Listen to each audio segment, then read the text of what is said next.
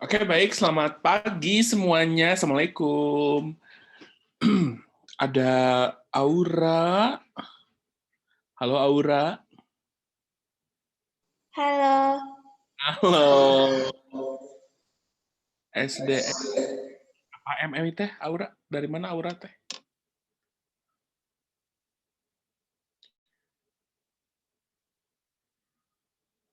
Ada Arifin, Akhtar. Panggilnya apa? Panggilannya? Arifin atau Akhtar? Arif.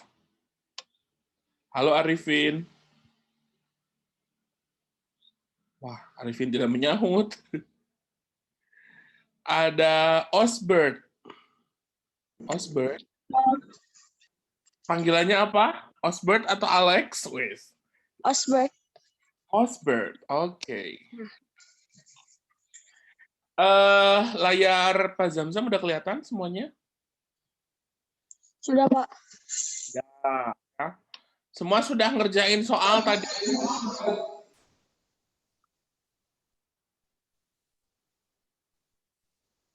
Aura tadi udah soalnya?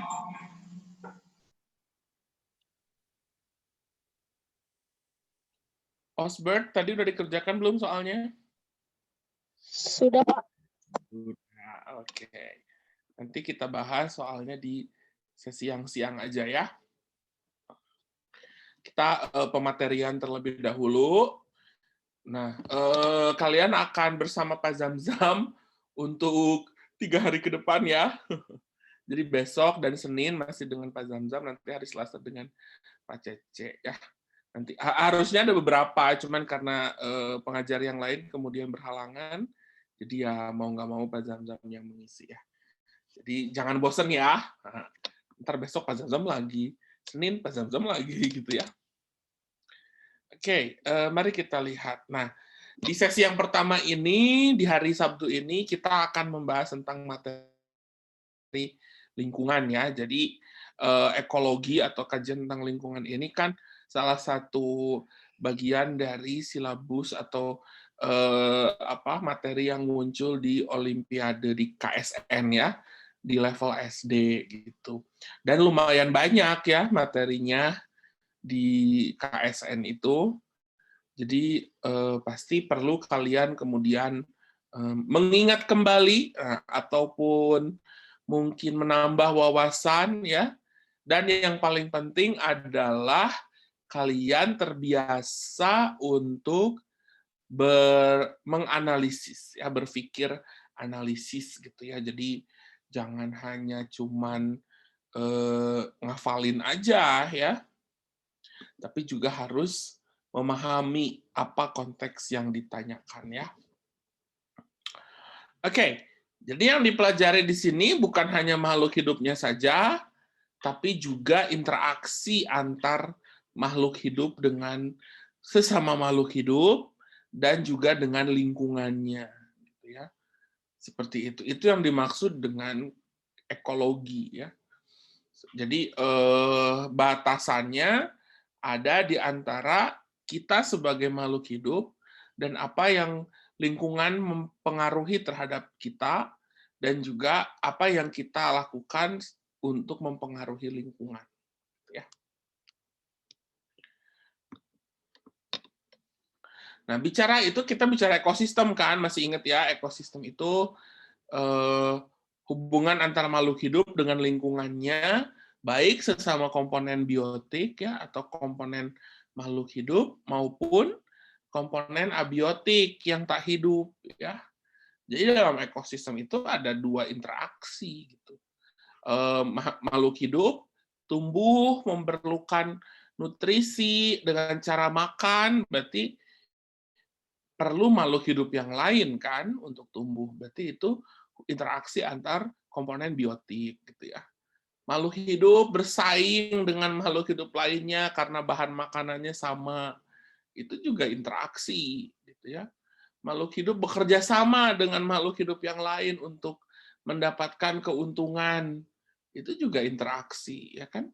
Makhluk hidup memanfaatkan makhluk hidup lain untuk mendapatkan keuntungan misalkan ya. Parasit ya, itu juga bentuk interaksi. tapi interaksi sesama makhluk hidup gitu. Tapi kalau makhluk hidup tumbuh dipengaruhi oleh faktor suhu, ya kan, cahaya, gitu ya. Kalau yang hidupnya di air berarti arus air, gitu kan, kandungan garam dan sebagainya, mineral, gitu. Itu kan faktor-faktor yang tidak atau non makhluk hidup, gitu ya. Berarti itu interaksi antara makhluk hidup dengan lingkungannya, gitu ya. Jadi kalian harus bisa membedakan mana yang sesama makhluk hidup, mana yang dengan lingkungannya, ya. Nah, bicara tentang lingkungan, tempat hidup, kita kenal konsep yang namanya bioma, ya. Jadi ekosistem-ekosistem yang tempat makhluk hidup itu berinteraksi dengan lingkungannya, kemudian memiliki karakteristik, ya, punya ciri khasnya masing-masing, gitu kan? Dari mulai lingkungan padang pasir, ya, dari mulai ada padang savana, gitu ya, ada hutan tropis, rainforest, ya, hutan hujan, gitu, dan sebagainya, ya. Ada tundra, ada taiga, gitu ya, ada hutan musim atau temperata, ya. Itu adalah lingkungan bioma, tempat di mana di dalamnya terbentuk banyak ekosistem, gitu ya, banyak interaksi antar makhluk hidup, gitu ya. Bahkan di padang pasir yang cuma ada pasir aja, itu kan tetap ada makhluk hidup yang hidup di situ, ada ular yang hidup di dalam pasir, gitu ya, ada tikus, gurun, gitu ya. Jadi ada interaksi tetap antar makhluk hidup itu. Nah, bioma ini atau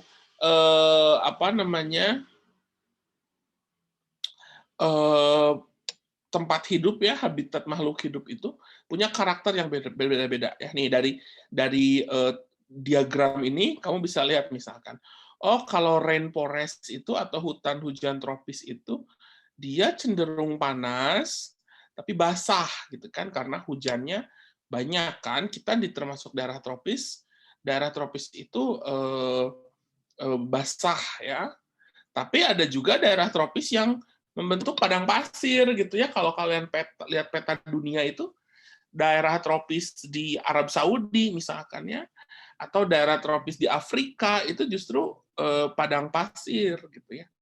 Jadi tidak selalu daerah tropis itu ada hutan tropisnya, gitu ya.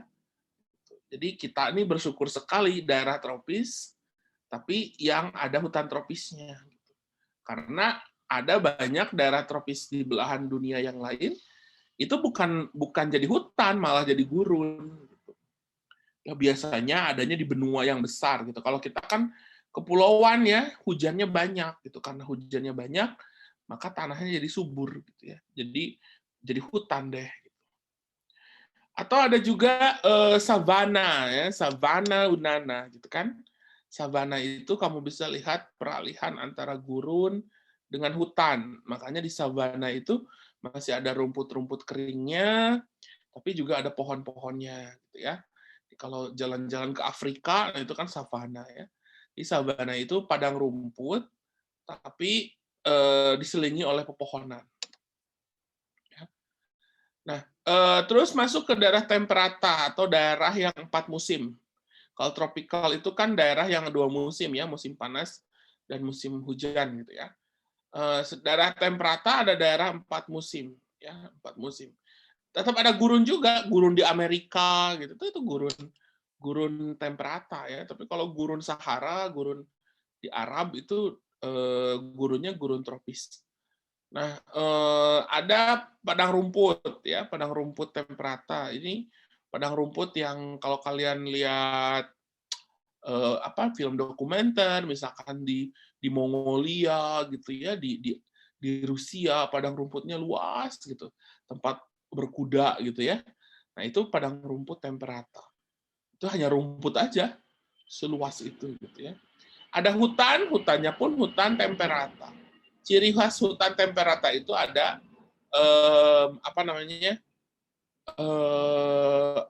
autumnnya, karena dia 4 musim kan. Pas musim gugur dia berubah warna kan. Berubah warna jadi orange, gitu ya. kayak gitu. Atau kalau di daerah tropis ada juga hutan yang menggugurkan daunnya, misalkan kayak pohon jati gitu ya, hutan jati itu termasuk temperata juga karena dia menggugurkan daun. Ya. Nah, ada tundra, ada taiga ya. Ini udah masuk ke daerah kutub. Subarktik itu daerah dekat kutub ya, kayak di utaranya Rusia, Eropa di bagian utara gitu ya, terus Amerika Utara, Kanada gitu ya, Greenland gitu.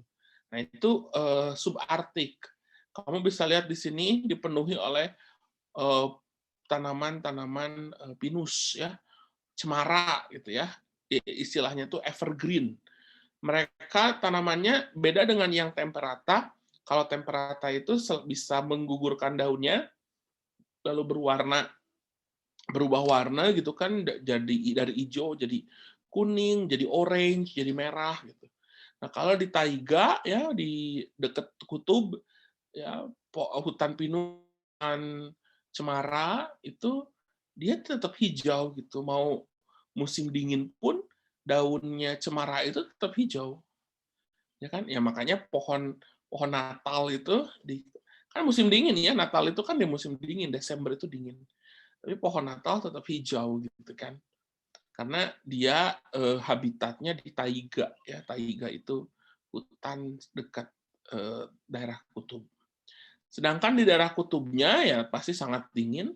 Emang masih ada tumbuhan Pak? Ada di sebagian wilayah di kutub itu ada bagian yang tidak tertutupi es gitu ya ketika dia di musim semi misalkan atau di musim panas ya. Sehingga kelihatannya ya kayak padang rumput aja biasa. Padahal kalau misalkan di musim dingin itu bisa ditutupin sama es gitu ya. Jadi beda antara tundra dengan padang rumput biasa gitu ya. Tundra itu selain rumput di sana juga kebanyakan paku ya, tanaman paku-pakuan dan lumut-lumutan ya. Itu kita bicara tentang bioma sebagai beragam ekosistem yang ada di planet bumi kita ini ya. Nah, interaksi antar makhluk hidup itu disajikan dalam berbagai bentuk sajian ya.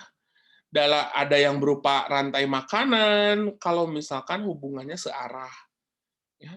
Ada berupa jaring-jaring makanan, kalau hubungannya banyak arah. Gitu. Padi sebagai produsen tidak hanya dimakan oleh satu tipe konsumen aja, gitu kan? Ada ulet, ada serangga, ada tikus, gitu. Nah, berarti ini jaring-jaring makanan. Tapi kalau padi hanya ceritanya kita hanya melihat pola padi yang dimakan belalang dan seterusnya, berarti hanya satu arah kan? Berarti itu rantai makanan, gitu kan? Piramida makanan itu akan menggambarkan jumlah dari setiap komponen dalam jaring-jaring makanan, gitu ya. Produsen maupun kelompok lainnya itu selalu ada di yang paling bawah, gitu ya. Karena produsen itu kan tumbuhan itu banyak ya, rumput itu banyak jumlahnya gitu. Satu individu rumput itu banyak, sehingga jumlahnya pasti harus lebih banyak gitu. Yang namanya produsen itu harus lebih banyak daripada konsumen. Ya, kalau produsennya dikit, konsumennya banyak, ya rugilah. Rugi dalam arti si konsumen itu bakal punah lama-kelamaan karena tidak semuanya kecukupi bahan kebutuhannya. Maka piramida itu selalu semakin ke atas semakin melancip. Alias bisa jumlahnya berkurang, jumlah energinya yang berkurang, dan seterusnya. Gitu ya. Mana tadi? Nah, terus interaksi antar makhluk hidup juga tidak hanya dalam bentuk makan dan dimakan gitu ya, nggak cuma urusan perut ya. Ada juga makhluk hidup yang bisa saling bekerja sama, ya. Ada juga yang tidak gitu ya. Atau kita kenal dengan konsep simbiosis. Ya, simbiosis. Kan gitu kan, kalau menguntungkan sama-sama menguntungkan berarti mutualisme gitu ya. Kalau satu diuntungkan, yang satu biasa aja, berarti komensalisme. Kalau satu diuntungkan, satu rugi, berarti parasitisme ya. Nah, selain dari apa namanya karakteristik interaksi antar makhluk hidup ya, juga dipengaruhi oleh cara makhluk hidup tersebut memperoleh makanan. Ya. Cara memperoleh makanan makhluk hidup itu kan ada yang memproduksi makanannya sendiri atau istilahnya autotrof, gitu ya, atau organisme yang bisa membentuk makanannya sendiri, maupun heterotrof, organisme yang harus memakan organisme yang lain agar dia mendapatkan gizi gitu dari organisme tersebut, gitu ya. Nah, ini dua-duanya terlibat kan dalam proses menjaga keseimbangan alam, gitu ya. Yang autotrof dengan fotosintesisnya bisa menjadi bagian dari transformasi energi. Sedangkan heterotrof yang memakan hewan lainnya, ya, dia akan mengendalikan populasi, gitu kan. Kalau hanya autotrof saja di dunia ini, ya pasti bakal fotosintesisnya tidak terkendali, gitu kan. Tapi dengan heterotrof, dengan adanya heterotrof, maka jumlah autotrof kan jadi terbatas, gitu ya. Tadi kambing aja hanya dimakan sama si heterotrof ini bisa memanfaatkan apa yang dia makan. Selain dalam interaksi antar makhluk hidup itu ada daur materi di mana kita semua akan mati, membusuk gitu ya, kembali ke tanah, diubah jadi materi anorganik. Nah, di sini peran saprofit gitu ya. Dia bisa menguraikan zat-zat makhluk hidup sehingga menjadi mineral di tanah gitu ya. Terus parasit itu yang satu diuntungkan, yang satu dirugikan gitu ya. Nah, parasit ini berasal dari kebutuhan makanannya, nutrisinya berasal dari organisme lain. Ya iyalah ya, namanya juga parasit gitu kan. Nah, tapi hati-hati, parasit itu berbeda dengan mangsa ya. Gitu. Jadi harimau makan rusa gitu, rusanya kan dimakan sama harimau. Berarti harimau dapat keuntungan, sedangkan rusanya rugi karena dia mati gitu ya. Nah, apakah itu bentuk simbiosis? Bukan. Kalau itu mah memang hubungan predasi atau hubungan mangsa dengan pemangsa. Yang disebut Yang disebut dengan parasit itu harus ada unsur ketergantungan. Gitu ya. Jadi kalau di sini digambarkan ada jamur Ustilagomaides yang hidup di jagung, maka si Ustilagomaides ini tidak bisa hidup selain di jagung gitu. Atau si Ustilagomaides ini akan juga berusaha menjaga agar si jagung ini tetap tumbuh gitu. Karena kalau si jagungnya nggak tumbuh, ya Ustilagomaides-nya si jamurnya juga nggak bakal tumbuh gitu kan. Jadi sebenarnya parasit itu akan rugi kalau bisa menyebabkan kematian. Parasit itu lebih untung kalau si inangnya nggak mati. Karena kalau mati ya udah kan selesai, dia juga ikutan tidak berdaya gitu ya kalau si inangnya mati. Jadi hati-hati, jangan karena dikira parasit maka inangnya bakal mati. Enggak, kalau yang mati itu hubungan predasi gitu ya, saling makan dan dimakan. Kalau parasit itu harusnya tidak mematikan. Nah, jadi beda antara rantai pemangsa dan rantai parasit ya. Jadi beda antara hubungan parasitik gitu, hubungan parasit, makhluk hidup ada parasitnya, bukan berarti si parasit itu memakan makhluk hidupnya gitu ya. Seperti itu. Jadi makan yang dimaksud itu bukan berarti makan seperti tikus makan padi gitu ya, tapi yang dimaksud di sini adalah menurunnya fungsi-fungsi tubuh, terus sari-sari tubuh itu kemudian manfaatnya itu dibagi gitu dengan si parasit tersebut. Orang kena COVID-19 kan sebenarnya buat si virusnya itu rugi kalau misalkan orangnya sampai meninggal gitu ya. Makanya kan yang bikin meninggal itu bukan virusnya sebenarnya, tapi penyakit bawaannya gitu. Jadi orangnya emang udah punya penyakit duluan, tapi karena kena virus, maka jadi tambah parah gitu. Jadi yang bikin meninggalnya itu sebenarnya bukan virusnya, tapi memang kondisi kesehatan si orangnya.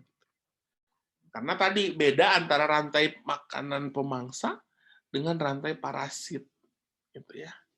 Seperti itu.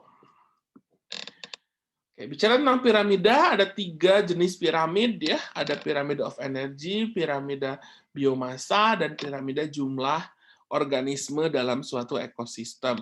kesemuanya dibedakan dari satuannya aja gampangnya gitu kan. Piramida ini kan pasti menunjukkan sesuatu yang posisinya di bawah lebih besar dan sesuatu yang posisinya di atas lebih kecil kan gitu ya. Kalau piramida energi berarti satuan yang munculnya adalah joule gitu. Kalau piramida biomasa maka jumlah persatuan unitnya itu adalah massa tubuh ya, berat setiap anggota. Misalkan tumbuhan itu kan produsen.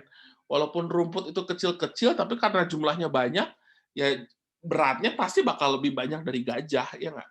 Rumput makan gajah, jumlah rumput itu pasti harus lebih banyak daripada gajah.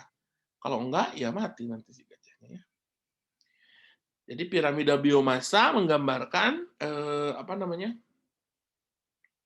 berat atau massa dari setiap organisme di tingkat tropik tersebut.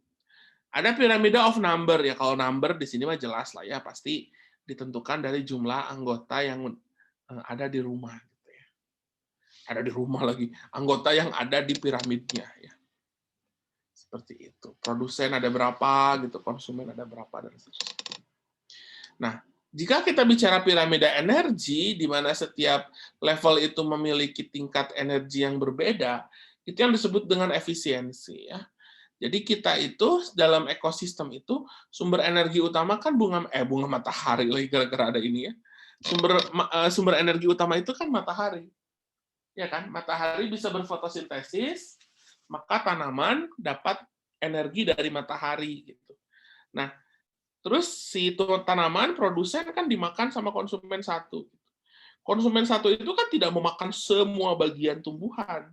Ya enggak? Maka energi yang didapat oleh konsumen satu dari produsen itu tidak akan sama besar seperti energi yang didapat produsen ya atau seperti energi yang didapat dari konsumen satu dari produsen. Jadi makin ke atas, makin ke tingkat tropik yang lebih kompleks, ya jumlah energi yang digunakan itu semakin sedikit, gitu. Ya, jadi itu yang paling ingat. Angkanya itu di kisaran 10% ya. Jadi kalaulah kita bicara angka, ini kan lihat 10.000 menjadi 1.000 berarti 10% kan? Maksudnya 10 kali lipat gitu, bukan 10%. 10 kali lipat. Nah, 10 kali lipat. Ini ada orang matematik, nanti protes lagi ya. Jadi penurunannya itu bisa 10 kali lipat. Jadi kalau di sini 10.000, jumlah energi yang didapat oleh tumbuhan, maka yang didapat oleh generasi berikutnya yaitu hanya 1.000 aja. Gitu ya, dan seterusnya. Gitu. Jadi tidak kalau dibandingkan mesin memang sangat tidak efisien ya. Kalau misalkan motornya sampai mogok. Jumlah energi yang dipindahkannya itu kemudian tidak efektif ya. Nah, bicara piramida energi atau piramida jumlah lah, itu akan berbeda juga antara di laut dan di darat gitu. Kalau hewan laut atau organisme laut itu kalau bisa misalkan bicara berat gitu ya, itu jauh lebih besar organisme-organisme yang berperan sebagai konsumen puncak gitu ya. Ya kan hiu gitu kan, paus orca itu kan berat-berat gitu. Sementara paus biru itu yang makhluk terhidup terbesar yang pernah hidup di bumi, paus biru itu kan memakan plankton gitu ya, yang jumlahnya jumlah satuannya pasti sedikit.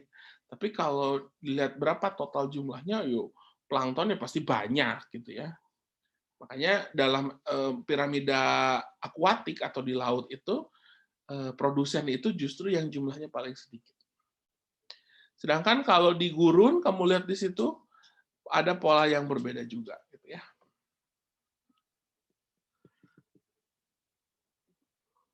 Sampai di sini ada yang tanyakan atau cukup jelas?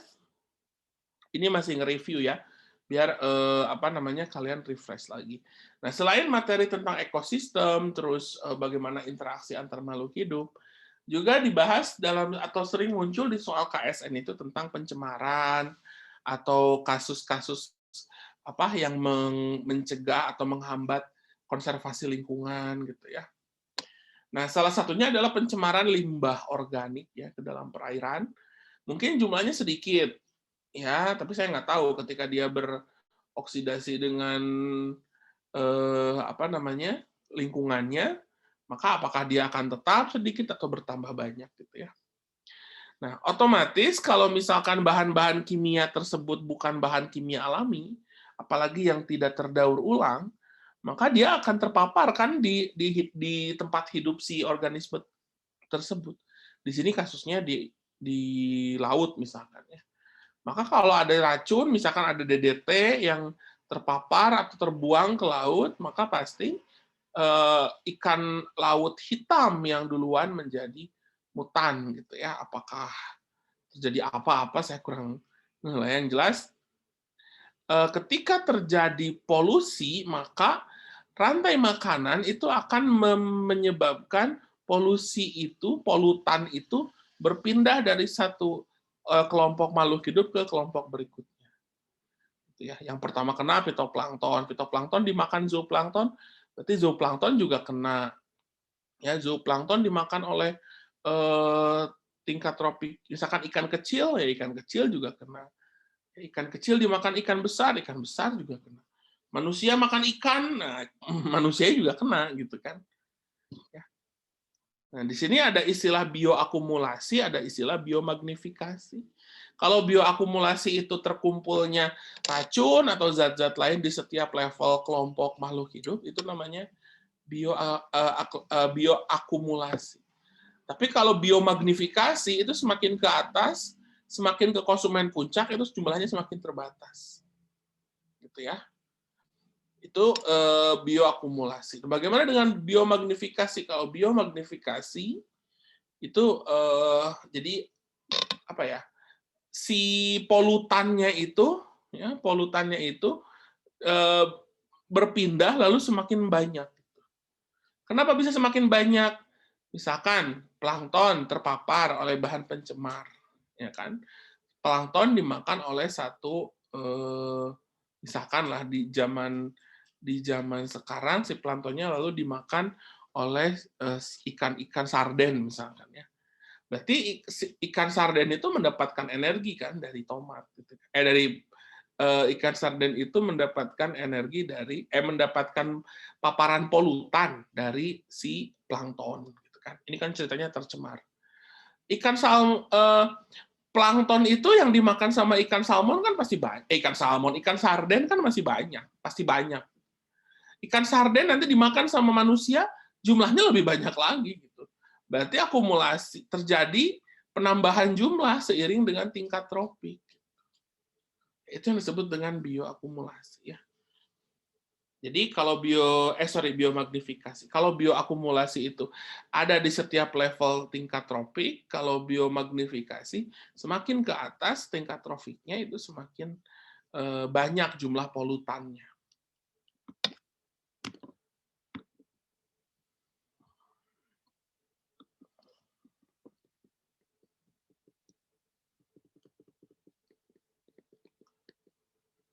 Simbiosis sebagai salah satu bentuk interaksi antar makhluk hidup, kalian sudah pasti mengenal di SD ada simbiosis mutualisme, komensalisme, parasitisme.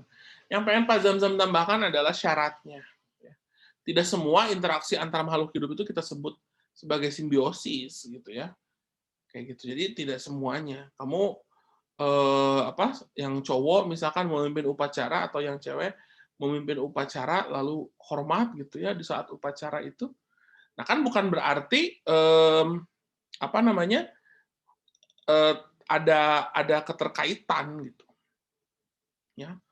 Nah, hubungan dalam simbiosis itu harus ada keterkaitan. Harus ada ketergantungan.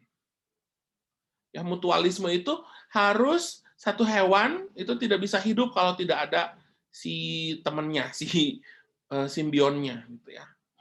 Nah, di sini burung jalak dan kerbau itu sebenarnya bukan lagi contoh mutualisme. Karena burung jalak ya tetap aja bisa hidup walaupun tanpa kerbau gitu ya. Kerbau juga masih bisa hidup walau tanpa burung jalak gitu ya.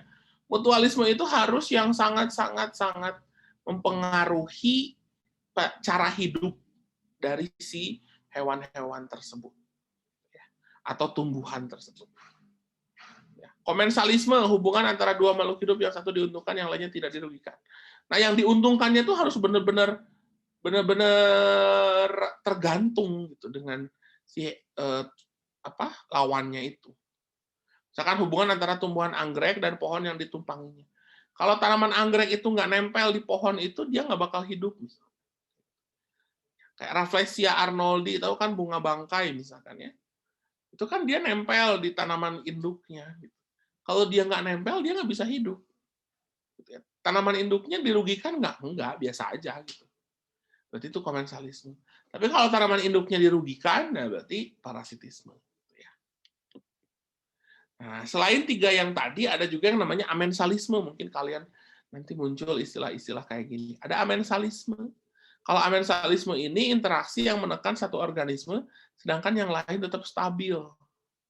Misalkan jamur menghasilkan antibiotik, antibiotiknya akan menekan pertumbuhan bakteri. Nah, itu yang disebut dengan amensalisme. Atau padi dan gulma, ya, padi dan hama padi itu kan sebenarnya saingan. Ya, kalau padi di sawah, terus si alganya, ya, si gulmanya itu tidak ditangani, antepin aja misalkan bikin sawah, terus antepin ya gamblung, nanti malah jadi tumbuh yang liar gitu kan. Karena di sawah itu ada yang membatasi. Gitu. Padi itu membatasi pertumbuhan organisme lainnya. Ya. Maka disebutlah amensalisme. Padinya mah tumbuh gitu kan, atau sebaliknya si gulmanya tumbuh, padinya yang terhambat gitu kan, makanya kita harus buangin gulmanya. Jadi yang satu terhambat, yang satu tetap tumbuh. Beda kalau parasit itu yang satu diuntungkan, artinya dia bisa tetap survive kalau memanfaatkan makhluk hidup lain. Kalau ini lebih ke mempengaruhi tingkat surveillance-nya aja gitu ya, tingkat ketahanan hidupnya aja. Hidup mah hidup aja gitu. Cuman dengan adanya amensalisme, interaksi antara makhluk hidup, yang satu tumbuhnya stabil, ya, sedangkan yang satu tumbuhnya terhambat. Nah, berarti tujuan utamanya justru menghambat si tanaman itu, gitu ya, agar si tanaman yang satunya lagi tumbuh. Nah, ada amensalisme, ada alelopati. Alelopati itu karakter tumbuhan yang bisa menghasilkan senyawa kimia alelopat. Alelopatik itu adalah senyawa kimia yang bisa mencegah pertumbuhan tanaman. Makanya kalau kamu jalan-jalan ke hutan pinus, jarang ditemukan di bawah hutan pinus itu ada tanaman yang cukup besar misalkan ya. Kenapa? Karena alelopati. Alelopati itu menghambat pertumbuhan lain. Seperti itu ya. Jadi salah satu contoh interaksi antar makhluk hidup. Oke, tadi itu interaksi antar makhluk hidup ya. Bagaimana makhluk hidup berinteraksi satu dengan yang lain dengan berbagai bentuknya. Sekarang bagaimana dengan faktor abiotik? Tadi kan faktor biotik ya, makhluk hidup itu faktor biotik. Bagaimana dengan faktor abiotik gitu? Faktor abiotik di sini bisa berupa air, suhu dan sebagainya. Mereka mengalami apa yang disebut dengan siklus ya, atau pergiliran pergiliran fase. Ada yang misalkan kayak air, ada siklus air ya kan? Kita temukan air sebagai air hujan, sebagai air tanah, sebagai air yang di sungai, sebagai air yang ke danau gitu ya. Dan sebagai air yang menjadi uap. Awan yang siang ini tengah berarak gitu di atas langit itu kan air sebenarnya. Ya, jadi air itu jadi bagian dari faktor abiotik yang kemudian sangat mempengaruhi kondisi di atmosfer, gitu ya. Kamu lihat di situ daur air dimulai dengan penguapan atau evaporasi dari air laut atau dari daerah lainnya, dari kutub lah, dari apapun nggak bisa dihindari ya, kecuali kamu diem di dalam saluran kotak misalkan ya kamu bisa menghindari gitu ya. Nah, air yang menguap lalu berat berkumpul ya menjadi awan ya, lalu awan bergerak gitu kan, lalu menampung lebih banyak air sehingga awan yang tadinya hitam tadinya putih menjadi hitam. Lalu turunlah hujan, maka diserap oleh tumbuhan Nah, proses penyerapan oleh tumbuhan itu terjadi di sepanjang hutannya. Jadi makin luas hutannya, ya proses penyerapannya juga makin makin luas gitu ya. Dari hujan yang turun nanti air itu akan beberapa jalur. Ada yang masuk ke tanah jadi air tanah, ada yang mengalir di permukaan jadi hujan, ada juga yang diuapkan sebagai bagian dari proses respirasi, ya, menghasilkan oksigen dan oksigen menghasilkan CO2 ya, dan air kan. Nah, udah aja terus muter gitu gitu. Jadi air yang dari sungainya mengalir ke laut, laut menguap, ya kan airnya terbentuk awan, lalu awan jadi hujan, hujan membasahi kuil, hujan membasahi seluruh permukaan bumi, ya kan? Nanti air hujannya ada yang mengalir jadi sungai, ada yang diserap ke tanah dan seterusnya, ya. Itu daur air. Kalau daur karbon pergiliran antara karbon reaksi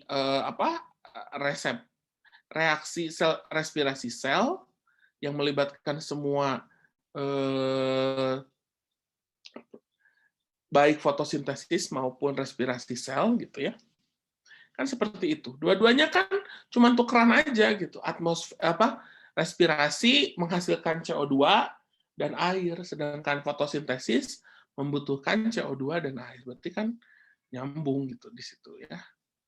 Seperti itu. Jadi pokoknya kalau ada oksigen, lalu CO2 gitu, lalu tanda panah, mau searah, mau bolak-balik, itu menunjukkan bahwa karbohidrat itu diterima gitu, didaurkan, diterima oleh tumbuhan, dimakan oleh hewan, nanti hewannya mati, tumbuhannya mati, membusuk, si karbonnya itu dilepaskan lagi ke atmosfer untuk nanti ditangkap lagi sama hewan menjadi struktur yang lebih kompleks gitu ya.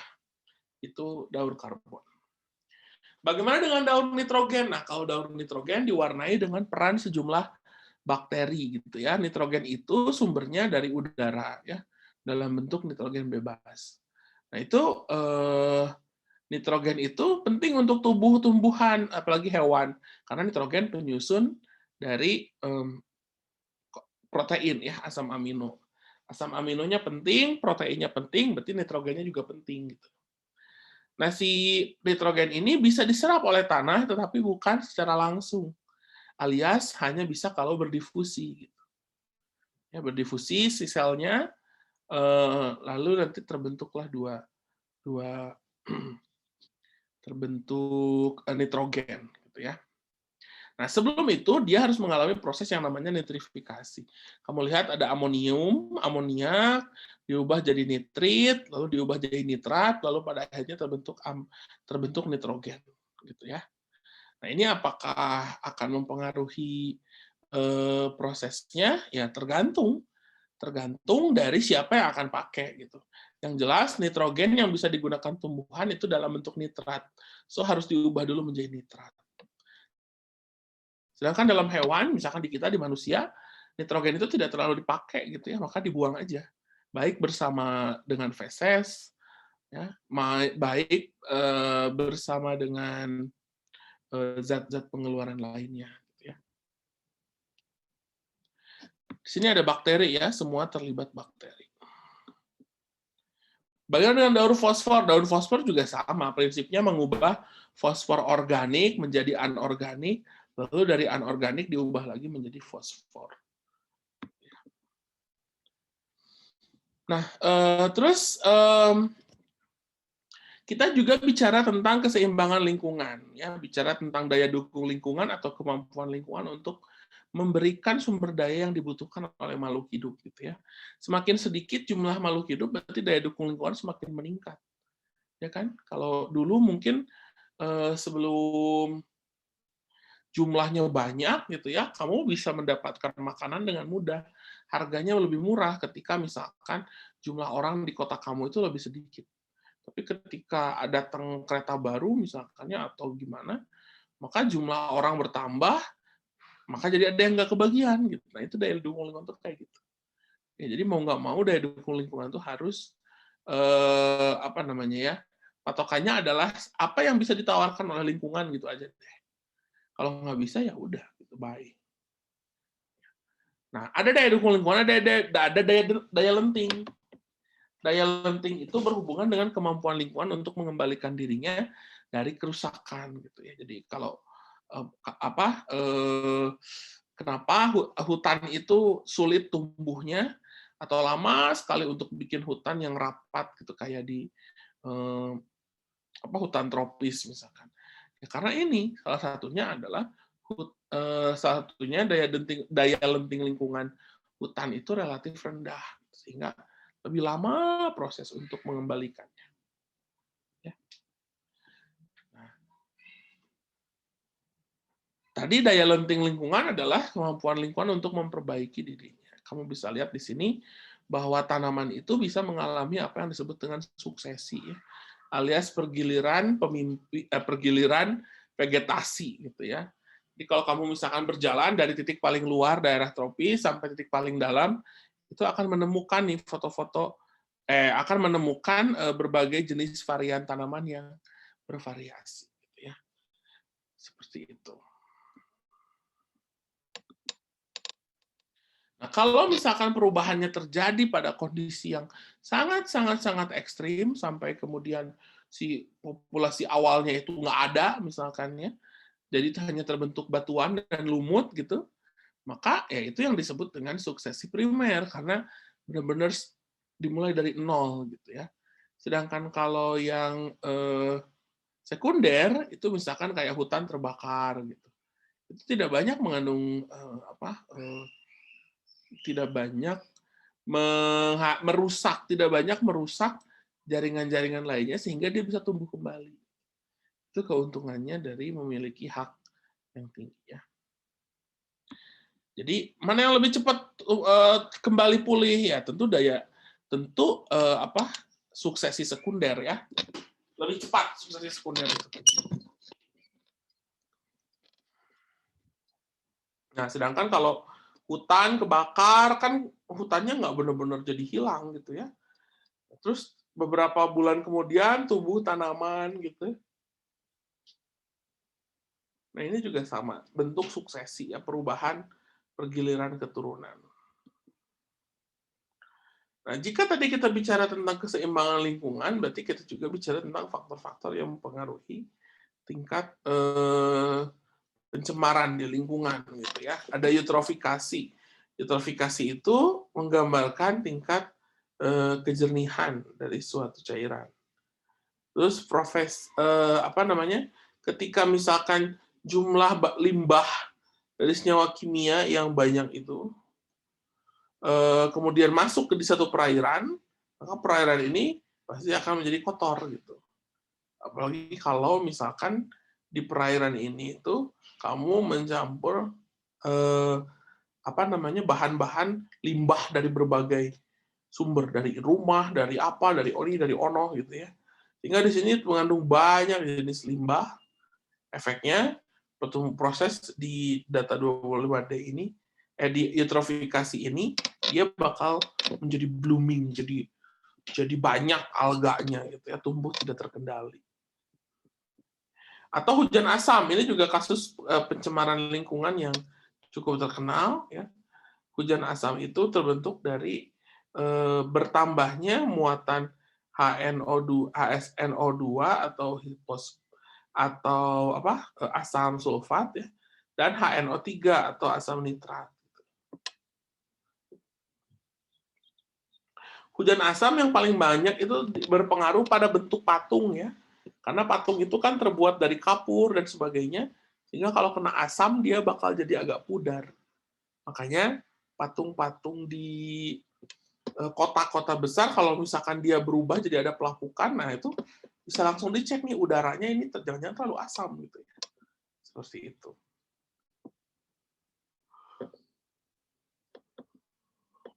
Nah, ini yang paling terkenal sekarang kan, ada CFC dan ada kasus rumah kaca. Itu dua hal yang berbeda ya. Nah, trigger pada proses menipisnya lapisan ozon itu CFC. Gitu. Jadi lapisan ozon itu akan terurai, akan menipis seiring dengan bertambahnya jumlah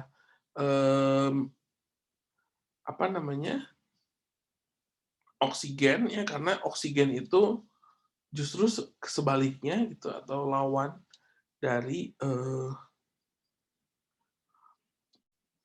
O3 ya, dari ozon gitu. Jadi ozon itu atomnya atom oksigen sebenarnya, tapi karena dia ada 3, dia jadi ozon. Gitu. Nah kalau dia terurai jadi 2, jadi oksigen. Oksigen kan bagus ya untuk tubuh ya, tapi dalam konteks dia sebagai apa namanya, sebagai lapisan dari atmosfer, ya sebaiknya dia tetap stay di situ. Gitu, maksudnya. Ya, maka menipisnya lapisan ozon akan menyebabkan radiasi ultraviolet itu masuk tanpa ada penghalang, maka meningkatkan resiko kanker ya, seperti itu. Nah, ini efek rumah kaca ya yang terkenal itu karena terakumulasinya gas-gas rumah kaca. Ada karbon dioksida, ada HTOL ya, terus ada banyak lah pokoknya jenis zat-zat karbon dioksida. Nah, efek rumah kaca terjadi karena akumulasi zat di sini, di bagian luar atmosfer, sehingga cahaya matahari yang terpantul itu energinya jauh lebih sedikit. Ya. Sedangkan cahaya-cahaya yang tidak terkait langsung dengan LSV-PS, ya, cahaya-cahaya tidak terkait langsung dengan paparan sinar matahari, maka dia tidak berpengaruh, gitu ya. Jadi efek rumah kaca itu kejebak ya, si cahaya terperangkap gitu, sehingga ya suhu bumi jadi panas. Oke, sampai sini ada yang ditanyakan dulu? Kalau tidak ada, sekarang kita coba latihan soal secara interaktif. Interaktif dengan cara baik siapa tadi teh namanya? Ada Aura, Arifin, dan Osbert. Pak, mohon maaf suaranya putus-putus. Tadi sinyalnya nggak stabil kali ya. Sekarang gimana? Suara saya putus-putus atau tidak? Kalaupun nanti kedengar putus-putus, minimal di recordnya nggak bakal putus-putus ya. Senang aja, ini kan di record. Ya, nanti bisa kalian saksikan lagi atau tanyakan nanti ke ke Kak Hania ya, di sini ada Kak Hania, atau ke Kak Vega nanti gimana cara dapetin recordingnya gitu ya. Oke, kita latihan soal. Aura, Arifin, Osbert, kalian ketik di chat nanti jawabannya ya, A, B, C gitu. Jadi ini kita langsung live langsung latihan soalnya. Untuk tadi yang uji mandiri kita bahasnya di jam kedua nanti ya. Siap? Soal pertama. Nah, coba menurut Hania lagi. Hania mah adminnya. Menurut Osbert, Aura, dan Arifin, jawabannya yang mana? Pak malu, ya udah kalau malu, chatnya jangan to everyone, tapi ke personal Pak Zamzam aja. Jadi chatnya ke Pak Zamzam langsung, jangan ke everyone. Jadi biar tahu, biar cuman Pak Zamzam yang tahu jawaban kalian, gitu ya. Oke, silahkan diketik jawabannya. Untuk nomor 1 di chat ya, di chat di situ. Apakah A, B, atau C? Atau D?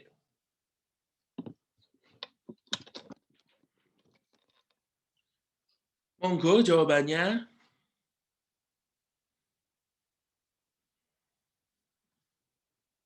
Jawaban nomor 1 adalah B, katanya ya. Kata Arifin. Yang lainnya, belum tentu benar ya Arifin ya, jadi bisa jadi salah, bisa jadi benar. Aura dan Osborne, siapa tadi? Osbert. Jawabannya apa? Karena cuma 3, jadi semuanya harus jawab ya, harus punya jawaban ya. Oke, Osbert yang A katanya. Aura yang mana? Enggak, belum ada soalnya. Di grup belum ada soalnya yang itu. Emang belum? Ini yang tampilin ini aja di sini. Belum ada yang itu. Iya, kamu jawab di chat. Ini langsung di sini ngerjainnya. Kamu tentuin sekarang jawabannya.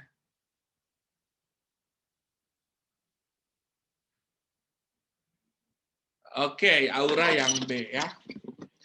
Emang sengaja Pak Zamzam nggak kasih di grup, biar ini mah langsung. Kalian langsung jawab sekarang, gitu. Jadi, mengerjakannya langsung bersama-sama, ya. Nanti yang di grup mah yang nanti yang siang kita bahas bareng, yang tadi pagi-pagi kamu kerjakan, oke? Di sini ada gambar, ya. Gambar di komunitas 1 dan di komunitas 2 katanya. Dari gambar di sini ada perbedaan kan? Jenis pohonnya dan jumlah pohonnya, gitu ya. Di dua-duanya ada 4 jenis pohon kan? Nah, si 4 jenis pohon itu berbeda jumlahnya. Berarti dari sisi keanekaragaman, dua-duanya sama-sama memiliki 4 spesies pohon. Ya kan? Nih yang gini, yang pohon A, dua-duanya ada. Ya. Yang pohon B, dua-duanya ada. Yang pohon C, dua-duanya ada. Yang pohon D, dua-duanya ada. Hanya bedanya jumlah pohon A di komunitas yang 2 itu yang paling banyak. Kan? Berarti yang nomor 1, komunitas 1 itu lebih beragam. Sedangkan yang komunitas 2 itu lebih seragam. Ya. Seperti itu. Maka yang benar, coba, kedua komunitas tersebut memiliki jumlah jenis yang berbeda. Sama aja kan? Jenisnya mah ya, di atas yang satu ada ABCD, yang dua ada ABCD. Kedua komunitas tersebut memiliki jumlah individu yang berbeda. Benar nggak jumlah individu yang berbeda? Coba hitung. 1, 2, 3, 4, 5, 6, 7, 8, 9, 10, 11, 12, 16, 17, 18. 1, 2, 3, 4, 5, 6, 7, 8, 9, 10, 11, 12, 13, 14, 19, 20. Dua-duanya 20 atau dua-duanya 18. Gitu ya. Komunitas 2 lebih baik karena ada jenis pohon yang dominan. Yang lebih baik itu yang justru beraneka ragam. Ya. Komunitas 1 lebih baik karena tidak ada jenis yang dominan. Ya. 3, 4, 1, 2, 3, 4, 5, 6, 7, 8, 9, 12, 13, 14, 15, 16, 17, 18, 19. Ini dua-duanya 20 ya? Atau beda jumlahnya?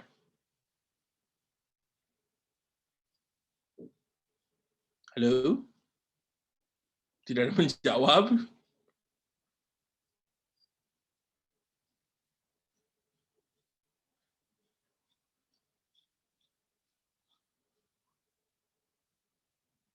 Jumlahnya berbeda ya.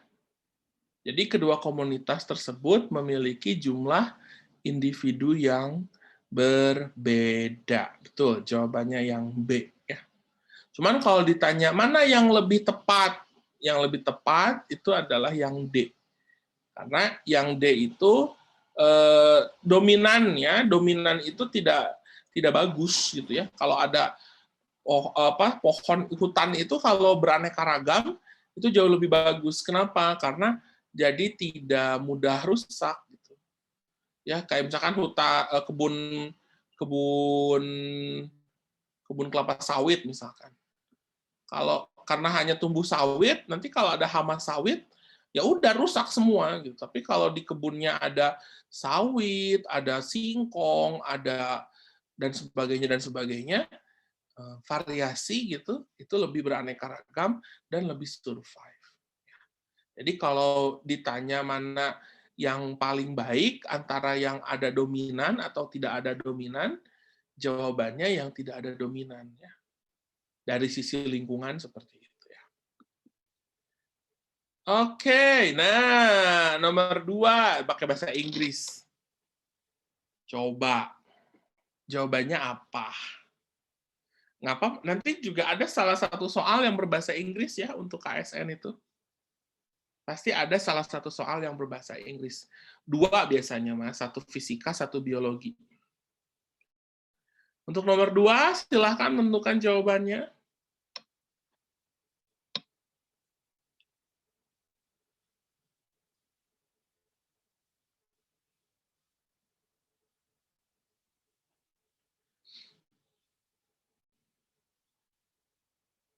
Tropical rainforest katanya are called the lungs of the earth. Nah, disebut katanya hutan hujan tropis itu disebut sebagai paru-parunya bumi.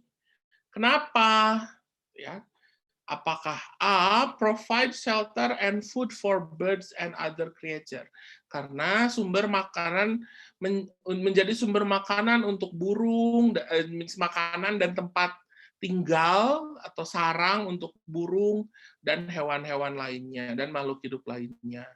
Atau take in carbon dioxide and give off oxygen, atau disebut paru-paru bumi karena mengambil karbon dioksida dan menghasilkan oksigen. Itu yang B. Yang C, disebut paru-paru bumi karena ngambil oksigen dan melepaskan karbon dioksida. Atau yang D, disebut paru-paru bumi karena dia menurunkan temperatur atau suhu di atmosfer. Coba jawabannya yang mana? Arifin, Osbert, dan Aura. Aura. Oke. Aura, jawabannya yang mana?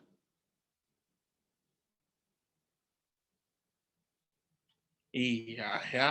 Betul ya, semuanya betul. Jawabannya adalah B, karena paru-paru lagi. Hutan hujan tropis itu disebut paru-paru bumi atau paru-paru dunia karena dia mengambil atau mengkonsumsi karbon dioksida lalu difotosintesis menghasilkan oksigen. Betul. Nomor 3. Bila kalian perhatikan jaring makanan di bawah ini, manakah yang memiliki biomasa paling kecil katanya? Mana yang memiliki biomasa paling kecil? Biomasa itu adalah jumlah organisme dalam satu tingkat trofik. Kira-kira mana yang jumlahnya sedikit?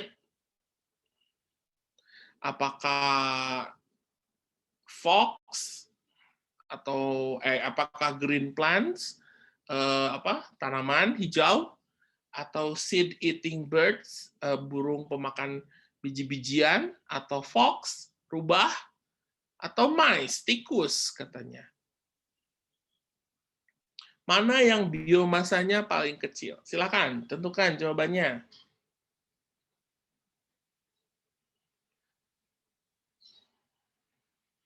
Nebak-nebak aja nggak apa-apa.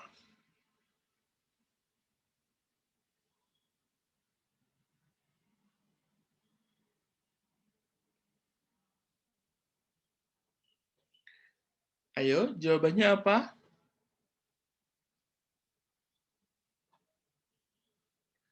Osbert, Arifin, Aura.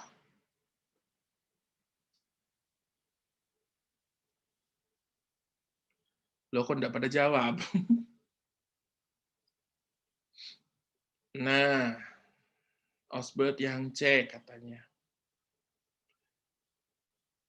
Arifin, Aura juga C. Yang lain, Arifin, apakah sama dengan yang C? Dengan teman-temannya atau ada beda? Nggak usah takut ya kalau beda, ya cuek aja nggak apa-apa, Pak. Ya tinggal, oh beda gitu kan.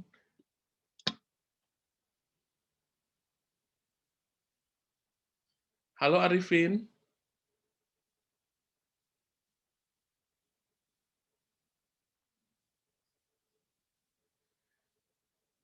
Iya, lama ya. Oke.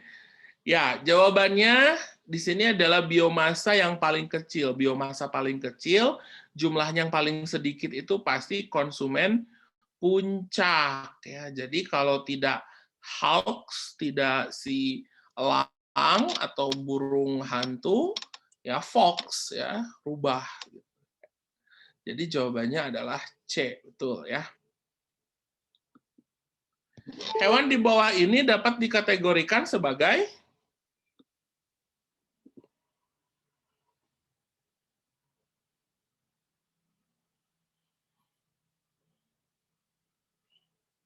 ayo tentukan jawabannya.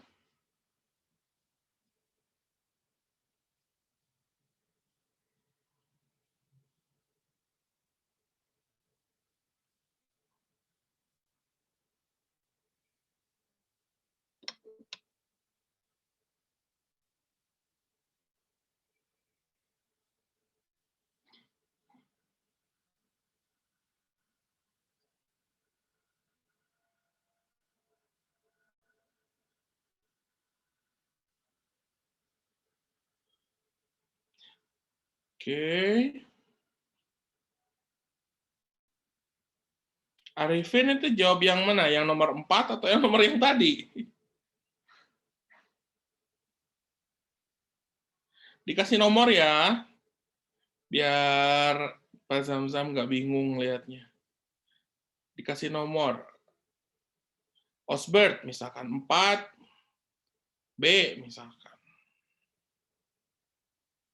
Oke, Aura.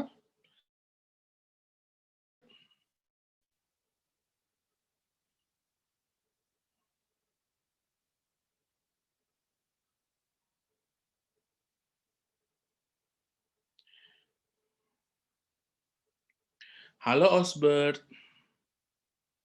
Saya nomor 4, B, nomor 4 karena heterotrop adalah konsumen. Oke, mari kita lihat. Hewan yang dibawa ini adalah, ini kan jelas macan tutul ya, atau macan kumbang ya. Dia pasti heterotrof ya, karena memakan makhluk hidup lain. Nah, siapa yang dimakan atau apa yang dimakan oleh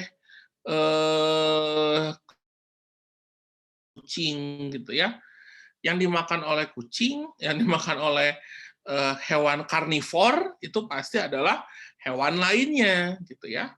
Bisa hewan karnivor lainnya, bisa hewan herbivor.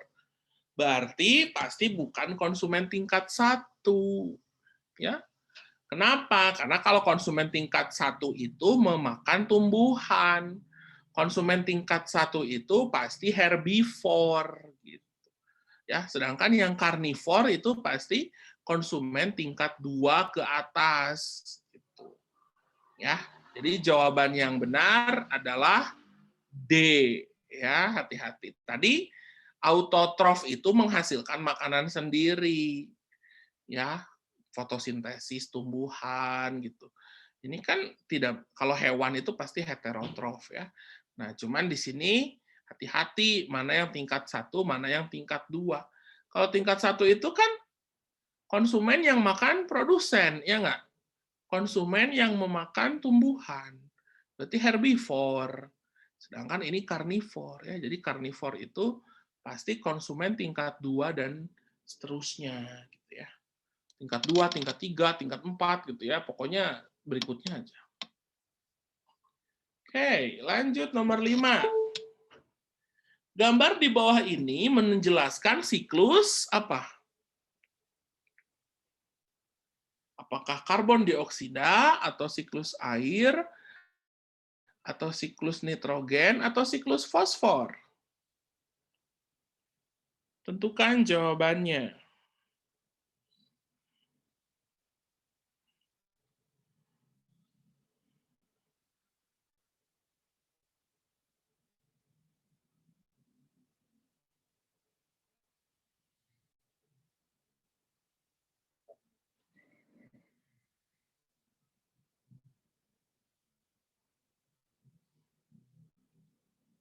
Ya, apa jawabannya?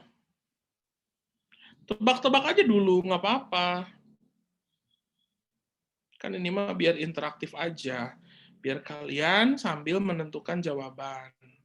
Kalau malu, misalkan takut salah, chatnya jangan ke everyone, ke Pak Zamzam aja. Saya yang apa?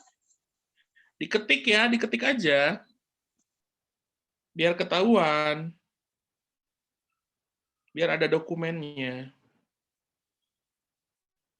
Diketik aja biar gampang.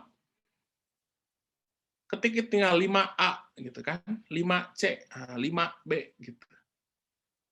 Nah, bagus. Oke, Aura, silahkan apa jawabannya?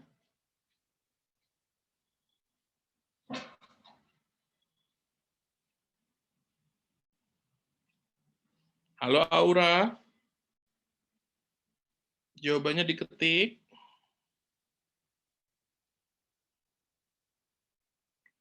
Aura. Wah, Aura menghilang ya.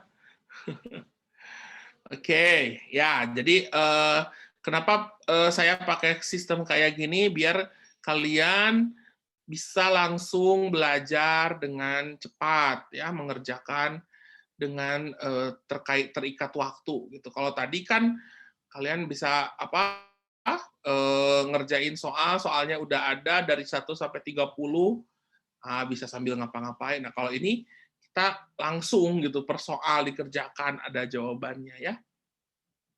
Oke, Aura tidak merespon.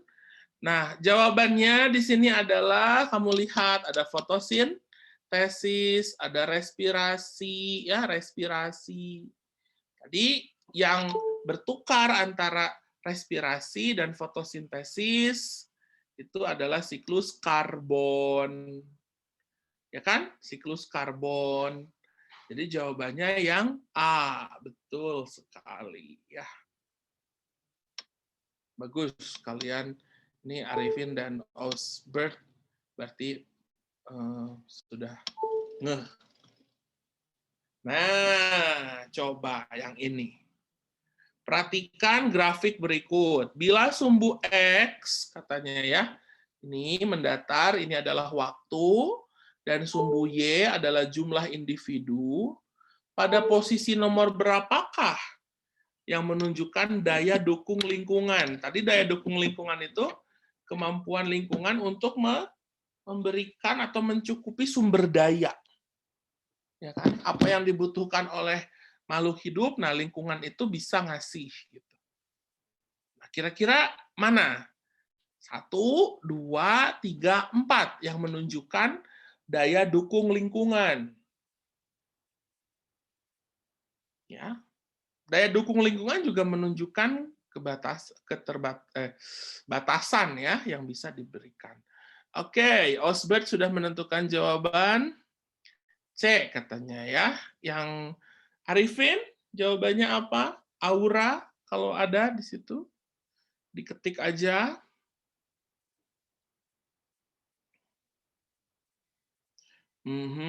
Aura C juga. Arifin?